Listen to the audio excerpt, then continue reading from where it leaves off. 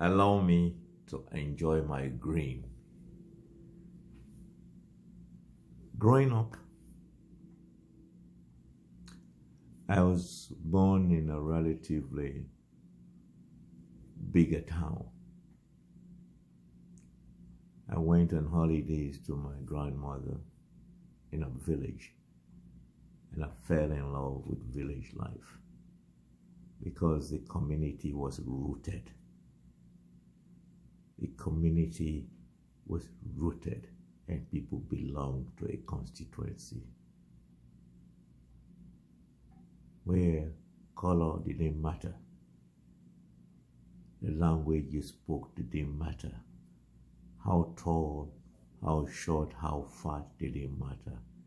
But there was respect for rules and regulations.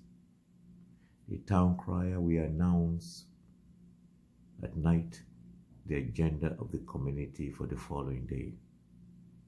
If it was to do with the road maintenance from village A to village B, the town crier will announce, "Here you good people, tomorrow we are doing AYZ." There was nothing like the purported black man time because our people were the timekeepers, the original timekeepers. By 4 in the morning, the men and women have gathered, women cooking the palava sauce for the afterthought. By the time midday is coming, work is finished and the palava sauce is palavalized. And there was respect for leaders because even the chief or the king knows that it is the people who gave him or her power because he belongs to a constituency and there is a track record. But when the invasion of the invaders came, they zeroed in on the legitimacy of the constituency leaders to the term local or community leaders. If Africa is to change herself into provisional strategy, we have to go back to our roots, where the community was the source, the primary source of sufficiency, food security. My grandma's backyard in Tikanko was sufficient to provide through the year. Community belonging to a constituency and our languages.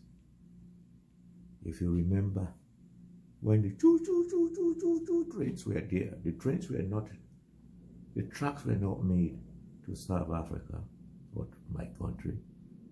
The train tracks were penetrated to the mining areas or the agricultural hinterland, where the raw materials were routed to the high sea and taken away with no value added. Yet still, the train was utilized to bring the dry bulk, the abundance of food to the capital city, to the point that our brothers and sisters who returned from Babylon, who were un-African because they did not get it, were yearning to receive dry bulk, fermented cassava, to satisfy their weekend or staple food, fufu. Today, the have been on two lies. So, my people, government, if Africa is to change, the government must re-engage our communities, because in our community, when community policing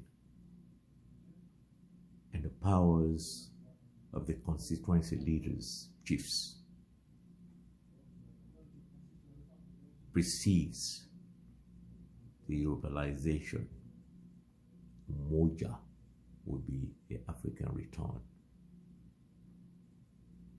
Government cannot change, and leaders are made by the people. So this notion of leaders is a miseducated elite, lingua franca, that comes to the miseducated. Because when the people have the power to implement and to tell the gods that we carved you out of Mother Nature, then African spirituality shall command the day.